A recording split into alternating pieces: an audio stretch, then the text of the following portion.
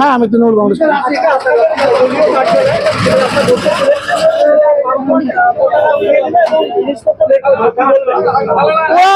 গায়ের জোরেটা করছে, কারণ সিপিএম পার্টি সমাজপুরে আমাদের এখনো অক্ষত আছে। ওদের পুরনো পার্টি আমরা সম্মান করি, ওদের পার্টি এখনো আছে, আপনারা জানেন। এটা জায়গাটা প্রতিদিন পড়েছিল, হাট মালিকের পিছনে জায়গা রয়েছে, তার পিডব্লিউ জায়গা।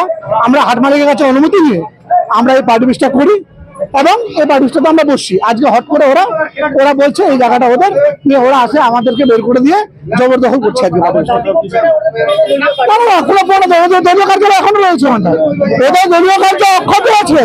আমরা 15 বছর ক্ষমতা থেকে ওদের দলীয় কার্যালয়কে সম্মান করেছি। আমরা সবাই একসঙ্গে আছি, কিন্তু আমাদের কোনো সমস্যা নেই। সিপিএম, কংগ্রেস, তৃণমূল, বিজেপি সমাজপুরে আমাদের মূলত কোনো সমস্যা নেই। আজকে আমাদের ক্ষমতা চলে যাওয়ার কারণে ওরা আমাদের পার্টি অফিসটাকে জবরদখল করছে।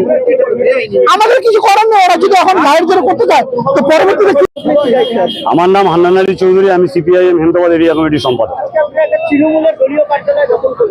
তৃণমূলের দলীয় কার্যালয় নয়, একচুয়ালি 2014 সালের দুর্গাপুজো মেলার সময় আমাদের এই অফিসে আমরা যখন টেন্ট করার জন্য আসি, তৃণমূলের কিছু দুষ্কৃতী, তৃণমূলের কিছু দালাল, তাদের সরকার যে তখন তাদের সরকার ছিল, তারা প্রশাসনের মদতে এই অফিস দখল করে আজকে আমরা জনসাধারণকে সাথে নিয়ে সেই অফিস পুনর্দখল করলাম।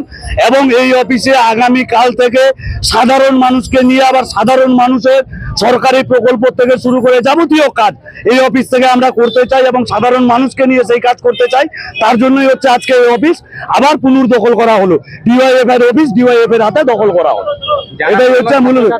আজকে যারা এই অভিযোগগুলো করছে যে এটা তৃণমূলের অফিস ছিল, তারা নিজেও ডিওয়াইএফ এর ইট বয়ে এই পার্টি অফিস তৈরি করেছে। আর আজকে বড় বড় বাতলিং বলবে, আসলে দেউলিয়া পানা, দেউলিয়া হয়ে গেছে এরা। গোটা রাজ্যটাকে চুরি করে, লুট করে ধ্বংস করেছে। গোটা পশ্চিম বাংলার একদিনে 3500 পার্টি অফিস এই তৃণমূলের দুষ্কৃতীরা দখল করেছিল।